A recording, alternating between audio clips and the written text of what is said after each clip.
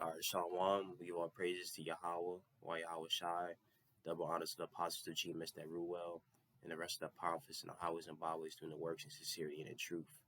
Today, I'm going to bring out a quick lesson about Christmas. The 25th is on Saturday, 2 days from now. Okay. I went to the store today, and when I was in Walmart, I saw everybody, buying toys for their children, buying their Christmas gifts and everything.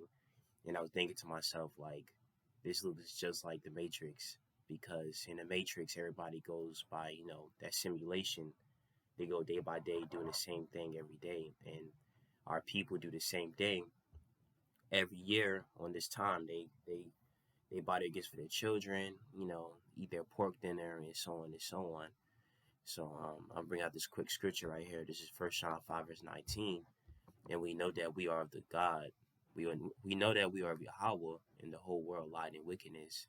How do we know that the whole world lied in wickedness? We know because we see, the wicked acts. We see our people celebrating, these different holidays, Thanksgiving, Christmas. They go to church. They eat abominable foods. That's not according to dietary law, which is in Leviticus 11 and Deuteronomy chapter 14. So I'm gonna bring some edification about why we shouldn't celebrate Christmas. We have a bunch of scriptures to bring out too. Well, it's not too much, but it's enough to prove the point. So this is I bring this article, most of the time around Christmas. It's called a cult holidays and Sabbaths. It gives edification for all the holidays. Okay, February 1 and 2nd, February 14th. It goes over Easter. Easter's a big pagan day, and a lot of church coons, they definitely, to partake in Easter, which is really just a worship of the goddess Ishtar. Okay, so I'm gonna bring out some facts, and as I bring them out, I'm gonna bring out some scriptures, to back it up, because we either bring out the scriptures.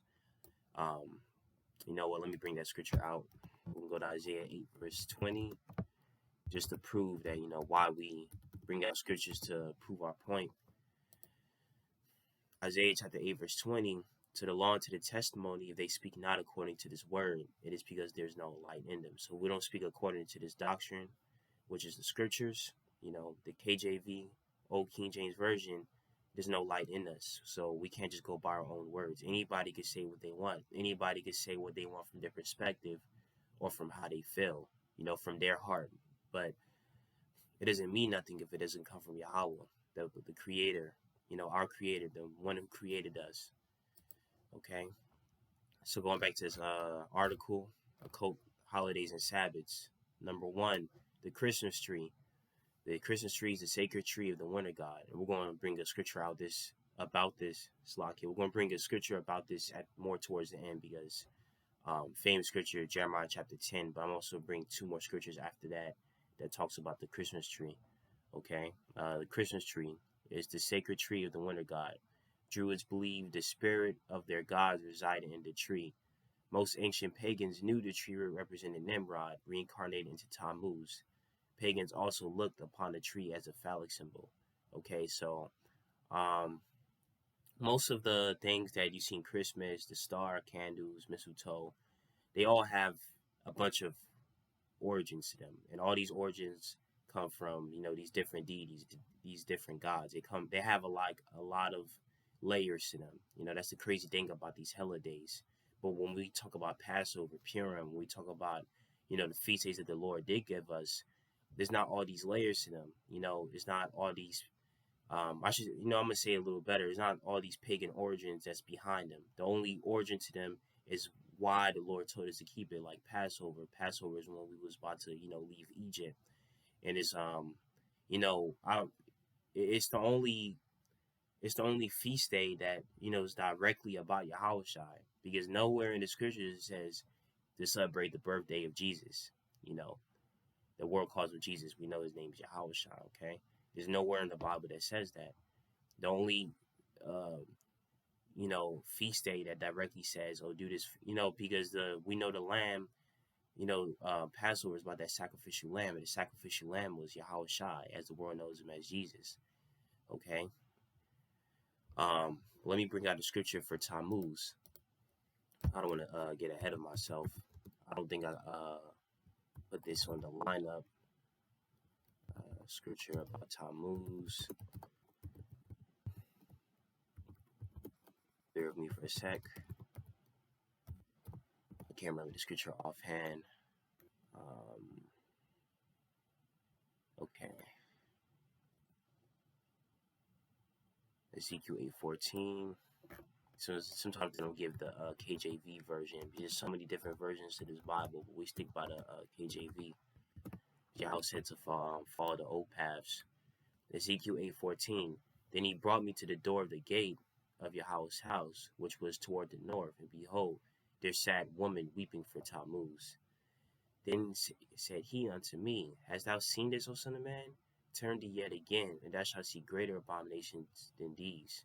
And I'm gonna stop right there. So, like I said, everything could be, everything could be proved through the Bible. This talks about how, the Christmas tree is a worship of Tammuz, and Nimrod reincarnated to Tammuz. And this talks about, the woman weeping for Tammuz, and that's still going on today. So, everything can be proved through the Bible. Number 2, the star. The star, the 5-pointed star, the Pentafa, hope I'm saying that right, is a powerful symbol of Satan, second only to the hexagram. The star is a sacred symbol of Nimrod and has nothing whatsoever to do with Christianity. Okay, so if I'm not mistaken, Christmas wasn't celebrated until 300 years after the death of Yahushua. So why are we celebrating this day? And the star is the worship of Baphomet. You can see it in a lot of movies. They have subliminal messages. One of the subliminal message is the Baphomet. Okay, we see Spider-Man doing it with his hands. I'm trying to think of an example. We could look up some examples. Baphomet in movies. Okay. So it's not showing. Subliminal messages.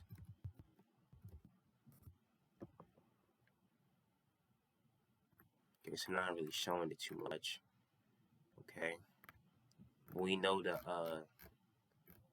Baphomet is one of the signs of Satan. Okay, and that star, you usually see it right on top of the Christmas tree. So that right there. You're worshiping Satan by having that on top of your Christmas tree. Okay. The candles represented the sun god's newly born fire. Pagans the world over love and use candles in their rituals and ceremonies. Certain colors are also thought to represent specific powers. The extensive use of candles is usually a very good indication that the service is pagan, no matter what the outward trappings might be. Yeah, so candles, they took that to the left, because what we do have candles during Passover, which is the menorah, right?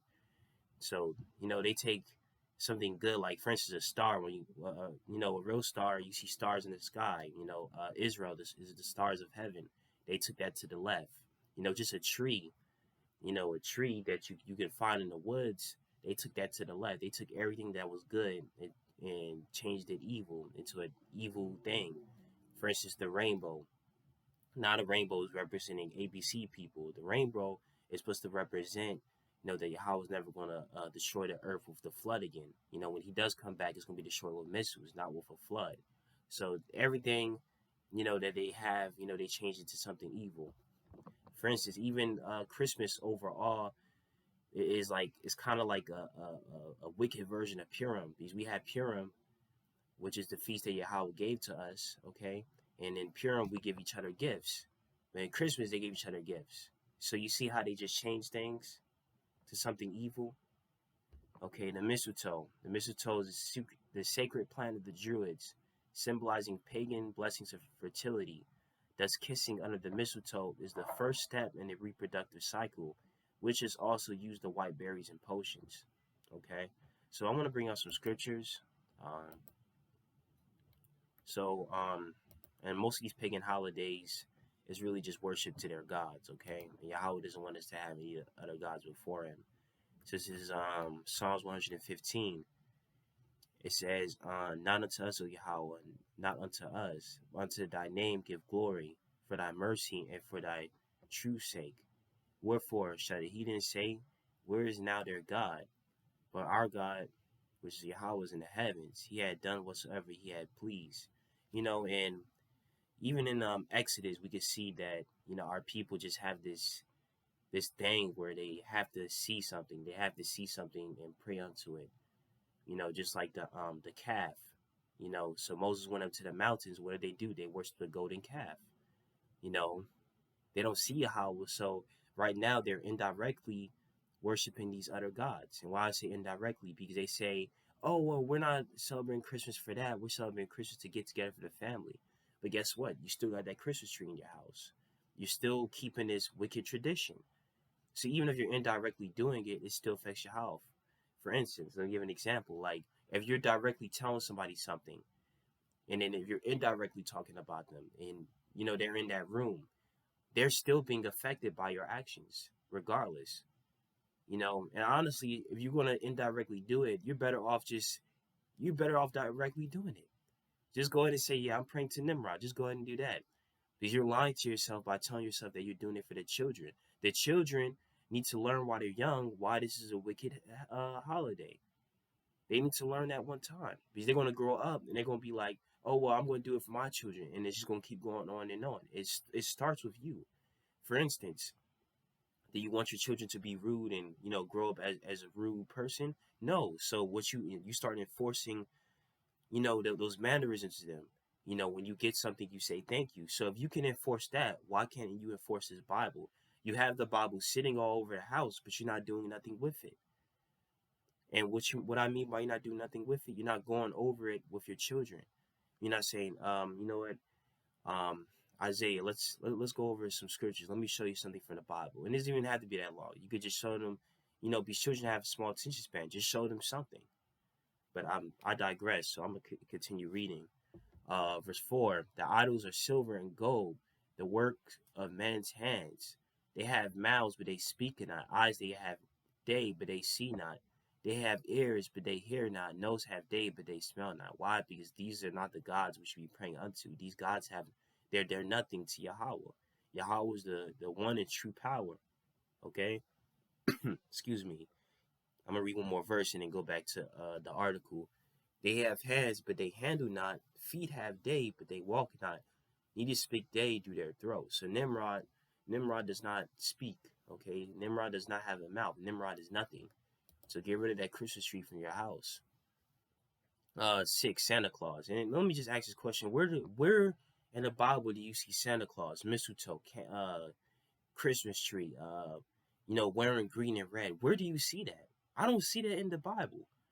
Okay, and I always bring this out, but Bible could be represented. I don't want to go off the scriptures, but Bible could be represented in the anagram, basic instructions before leaving Earth. And the Bible tells us about celebrating Christmas. Y'all can't even follow basic instructions. Okay. 6, Santa Claus. Former satanists have told me that Santa is an anagram for Satan. All you got to do, anybody smart could just put these words around, the A and the T, and you get Satan. Well, let's see, S, you get the T, you get A and N, you get Satan. You just have to put the words around. It's easy. For instance, you got the word vile, okay? You got the word vile, right? If you put those words around, you have EVIL. You get evil, okay? Let's look at the definition of vile. Vile, extremely unpleasant, morally bad, wicked, of little worth or value. And you put it around to evil with those same words right there, profoundly immoral and wicked. So it's the same thing, okay? Santa and Satan is the same thing. Santa is anagram for Satan. In the New Age, the god Sanat Kumura is most definitely an anagram for Satan. The mythical attributes and powers ascribed to Santa are eerily close to those possessed by Mashiach. So it's a mockery of Yahweh Shai, okay? That's what Santa is. Okay? Colossians 2 verse 8. Actually, let's read this first. 1 John 5:21. Little children, keep yourselves from idols. Amen. And that's simple right there. We are Yahweh's children. He's telling us to keep ourselves from idols. Are we doing that by keeping these holidays? No, we are not. Colossians 2, verse 8. Beware lest any man spoil you through philosophy and vain deceit, after the tradition of men, after the rudiments of the world, and not after Mashiach. So these are tradition of men. Okay, these men created these days. If Christmas was celebrated 300 days after 300 Slaki, not days, 300 years after his birth, then what in the world does it have to do with his birth? Nowhere in the Bible does it tell us to celebrate birthdays. It doesn't do that. Now, on somebody's birthday, there's nothing wrong with, from my knowledge, there's nothing wrong with, thinking how, making it through another year, because you never know. That's why anytime you plan to do something, it's good to say, Yahweh willing, when I'm, because you could just choke on your spit and that could be it. And that's just an example, because you never know when is your last day. So there's nothing wrong with thinking how, allow to live another year or whatever. Or, some brothers might go out, eat a little something, that's it. But you having the cake, the candles and all that, that's heathen customs right there. We don't do that. Okay. There's something else I wanted to say, but I lost track, so I'm gonna just read this. 7, the reindeer, Rudolph the reindeer. Okay, I'll make sure this is still recording. Okay, reindeer. Reindeer are horned animals representing the horn god or the stag god of pagan religion. Look what we have here, another god. Okay, even the reindeer, even Rudolph goes back to a god, and that's what I was gonna say. We know, I usually bring it out all the time. That's why I didn't put it in this video, but it's still good to bring it out. Saturnalia. This whole pagan day goes back to Saturnalia. Okay. I could do researching this. Saturnalia was an ancient Roman festival and holiday in honor of the god Saturn, held on 17th of December of the Julian calendar, and later expanded with festivities through to the 23rd of December. And when is Christmas? Christmas is on the 25th. So, throughout the years, they kind of changed up the day. But really, they want to keep Saturnalia, or as they call it today, Christmas, they want to keep it on the winter equinox. Okay? That's when they want to keep Saturnalia. Like I said, there's so much layers to this one holiday. This day, Thanksgiving, is the most wicked holidays. All of them are wicked, but these two, because we know that Thanksgiving was the killing of the Native Americans, okay? Why would you want to keep a day where your brothers and sisters were massacred? Okay. All right. Back to the reindeer. It says, reindeer are horned animals representing, and they even took the reindeer, Yahweh's creation, and made it, to be something evil. Are horned animals representing the horn god or the stag god of pagan religion. Santa's traditional number of reindeer is in his team is 8. A number they took evil. In satanic gematria, 8 is the number of new beginnings or the cycle of reincarnation. The Illuminati views the number 8 as a symbol of their new world order. Okay, so just another another thing that goes into their agenda. Okay, but Esau, we're not or E, we're not ignorant to your devices. Okay, you come as an angel of light. Christmas comes as an angel of light, but we know what it really is.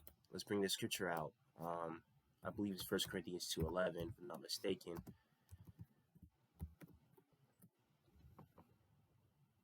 It's like it's not is it second? But okay, this is the one I was thinking about this one. I mixed it up, but I'm gonna still bring the other scripture after this. 2 Corinthians 2 verse 11. Lest Satan should get an advantage of us, for we are not ignorant of his devices. Okay, so we're not ignorant of your devices, Satan. Okay, you work through Esau. Okay, that's your main host right there, Esau. Okay, angel of light scripture.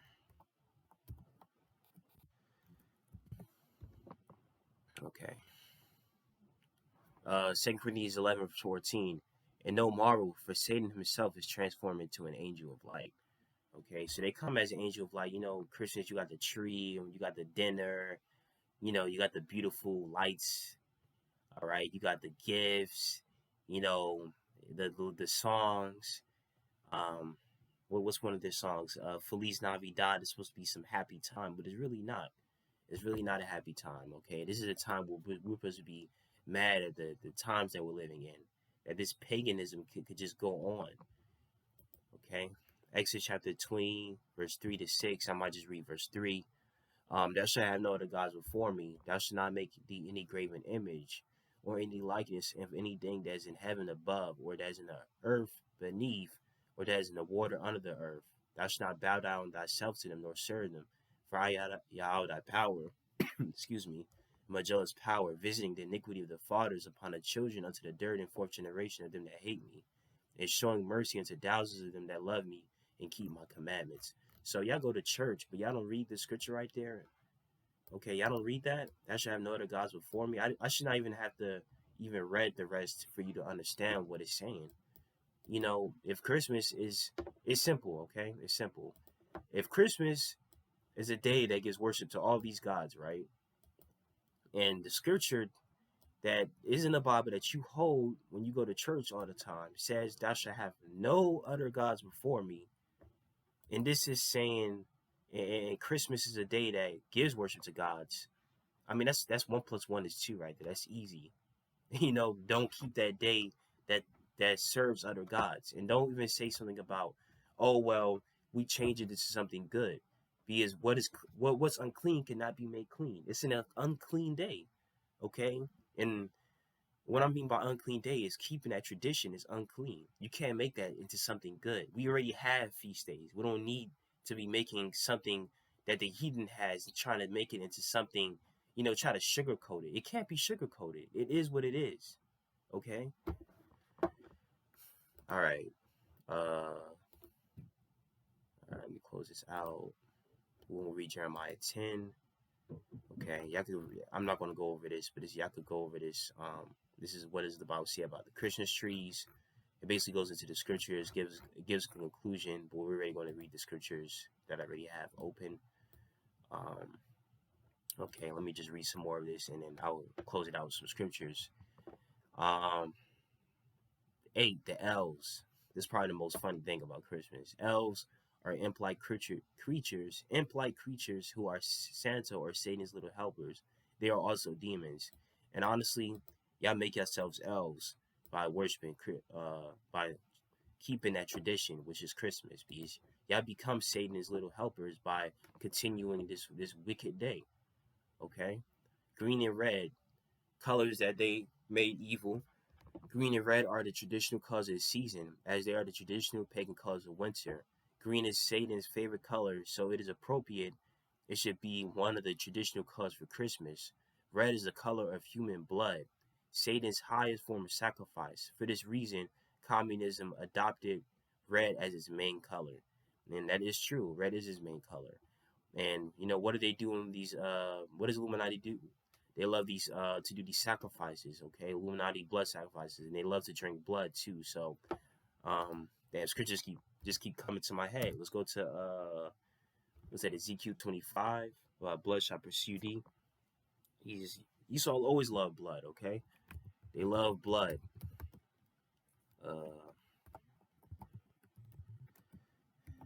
Blood shall pursue thee. You see, I was poetic. He's a poetic person, Okay, it's 35. I almost thought it was 25. I haven't read this in a while. Ezekiel 35 verse 6. Therefore, as I live, say Yahweh power, I will prepare thee unto blood, and blood shall pursue thee. Sif thou hast not hated blood, even blood shall pursue thee. So Esau, you're gonna be destroyed for your abominations, okay? You want to make red, the color because of the day because of human blood. Okay, Yahweh's gonna see about that.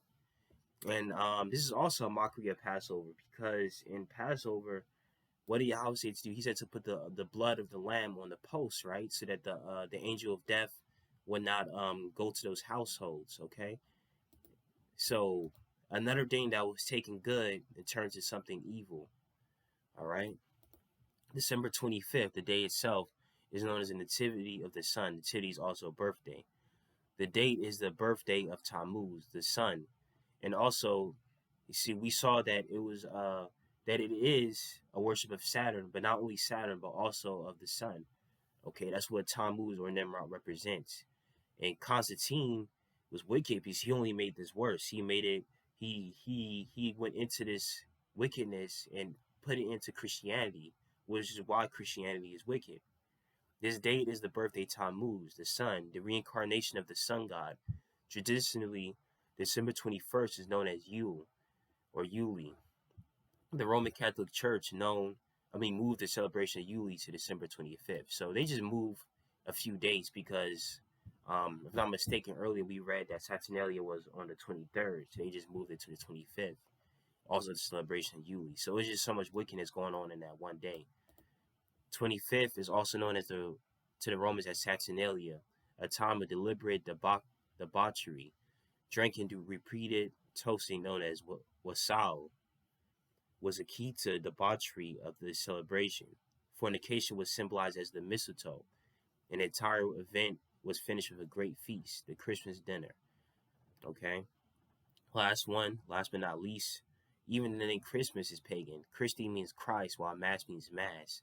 Since all pagan masses are commemorating death, the name Christmas literally means the death of Mashiach. A deeper meaning lies in the mention of Mashiach or Christ without specifying Jesus or Yahushua.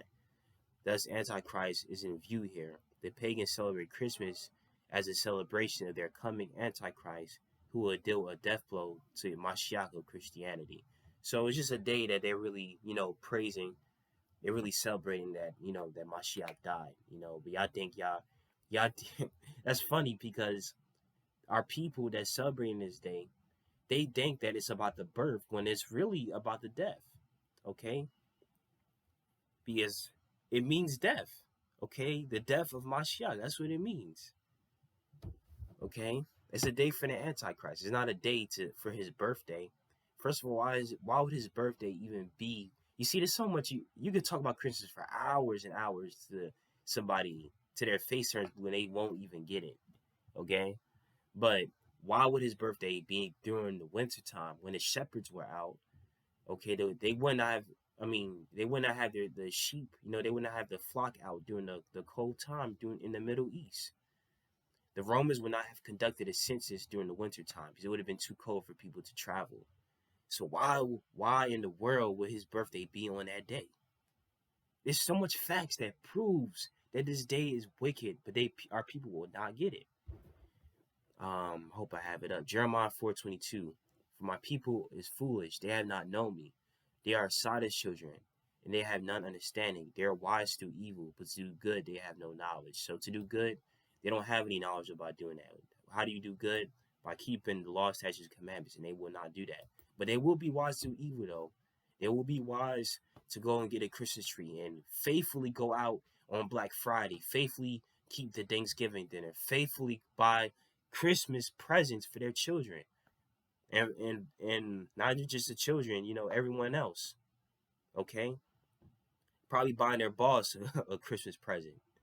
All right, excuse me. We read that. Let's go into Jeremiah 10. Y'all already know what this means, so I'm gonna just kind of get through it real quick. I don't want this video to be so long. So, Jeremiah chapter 10. Hear ye the word which I was speaking unto you, O house of Israel. That say Yahweh, learn not the way of the heathen. The heathen is a non-Israelite. And be not dismayed at the signs of heaven, for the heathen are dismayed at them. For the customs of the people are vain. For one cutteth a tree out of the forest, the work of the hands of the workman with the axe. They deck it with silver and with gold. They fasten it with nails and with hammers, that it move not. They are upright as the palm tree, but speak not. They must needs be born, because they cannot go. Be not afraid of them, for they cannot do evil, neither also is it in them to do good. So Jeremiah 10 talks about the Christmas tree. Okay, if this doesn't sound like the tree to y'all, then I don't know where your mind is at, because it literally says cut at the tree. That's what they do. They deck it with silver and gold. Okay, they put it in their houses. Back then they probably really decked it down. Or should I say fastened it with nails. Okay. Okay, so this even going down even goes more into it. 21, for the pastors are become brutish, and they have not sought Yahweh, therefore they shall not prosper, and all their flocks shall be scattered. So These pastors, they're not telling our people about, about Christmas or whatever. They also have the Christmas tree in their house. I even know a family member. They goes to church faithfully, and they have a Christmas tree right there in the living room. Okay, so church is really just how should I say? It's just an image. It's just so they can think they're going to be saved. That's what they want. They do their wickedness during the week, and they go that one day on church, and that's it. They're not really keeping anything that's in that Bible, besides reading John 3:16. The list goes on. This is Isaiah 44 verse 17. It says, "In the residue thereof he maketh a god, even his graven image. He falleth down unto it and worship it, and prayed unto it, and said, Deliver me, for thou art my God." Okay, they have not known or understand. Okay, this goes with Psalms, 115 that we read earlier. They have not known nor understand, for he had shut their eyes, and they cannot see, in their hearts that they cannot understand. Okay. Yeah, our people can't see, they can't understand. So that's why there's a stumbling block on them. This is why they won't. And it's also because their family too. Their family is also a stumbling block, because they're like, yeah, that is true. But you talk to a lot of our people, they be like, yeah, that is true. I know. That's their key words right there. I know. They say they know, but they will not. They won't do. Knowing and doing is two different things, and it's really hard for a lot of people to get out of it, because they've been doing it. They've been being brainwashed since they was little, man. So that's why Yahweh has to come back to change all this. Okay, I think I have one more scripture to read. It's like, I think I probably passed. Did I pass it? Yeah, I probably passed it. What is this? Isaiah chapter 40. Okay, we'll end it off with this. This is another scripture about the tree that I was going to read when this video first started. Verse 19, it says, "The workman melted a graven image, and the goldsmith spread it over with gold, and casted silver chains. He that is impoverished, that he had no oblation, chooseth a tree that will not rot. He seeketh unto him a cunning workman to prepare a graven image that should not be moved. Have you not known? Have you not heard? Had it not been told you from the beginning? Have you not understood from the foundations of the earth?" Okay, this goes into talk about Yahweh. So that's another scripture for the tree right there. Just in case somebody want to get, you don't want to get foolish and be like, yeah, that's just one scripture. Okay, they got Isaiah chapter 40 verse 20 right there. Okay, and how we know it's that tree, it talks about the gold, that they put on it. Jeremiah chapter 10 talks about it as well. And we know what they put ornaments, that this like the star, or the Christmas balls, on the tree, which the Christmas balls represent two things. Excuse me. It represents the Nimrod's, testicles, his balls, and it also represents, the heads. It represents, I forgot what the heads were though, but I know it represents heads that were chopped off, of the Israelites. So but yeah, I could do further research on this, Saturnalia. Christmas is a lot. It's a lot of pagan, it has a lot of pagan layers. Christmas is basically an onion, a wicked onion. All right. All right. Well, that was my lesson. For those who didn't, they didn't really, they knew the Christmas was wicked, but probably needed to, know more about it. I hope y'all learned something. My brothers already know this. I hope this, brought it more back to your attention. And, with that, we go praises to Yahweh, but Shem Yahushai, Shalom.